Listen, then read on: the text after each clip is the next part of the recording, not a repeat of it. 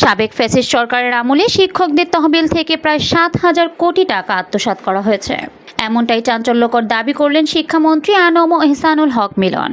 শনিবার নারায়ণগঞ্জের সোনারগাঁয়ে এক অনুষ্ঠানে শিক্ষামন্ত্রী জানান, শিক্ষা মন্ত্রণালয়ের কল্যাণ ট্রাস্ট ও উৎসব ভাতা তহবিল থেকে এই বিপুল অর্থ লুটের কারণে ২০২২ সালের পর অবসর নেওয়া প্রায় ৬৫,০০০ শিক্ষক তাদের প্রাপ্য সুবিধা থেকে বঞ্চিত হয়েছেন। বঞ্চিত এই শিক্ষকদের জন্য সুখবর দিয়ে তিনি বলেন, চলতি বছরের জুলাই মাসের শেষ দিক থেকে ন্যূনতম ১ লাখ টাকা করে প্রদান শুরু হবে এবং পর্যায়ক্রমে সব বকেয়া পরিশোধ করা হবে।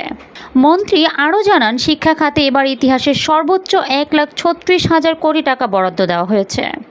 এছাড়া শিক্ষকদের জন্য বর্তমানে থাকা ৫০% উৎসব ভাতা ধাপে ধাপে ১০০% উন্নীত করার উদ্যোগ নেওয়া হয়েছে। শিক্ষকদের টাকা আত্মসাৎ এবং নতুন এই উদ্যোগ নিয়ে আপনার মতামতকে কমেন্টে জানান এবং শিক্ষা খাতের সব আপডেট সবার আগে পেতে আমাদের পেজটিকে ফলো করে চ্যানেলটিকে সাবস্ক্রাইব করুন।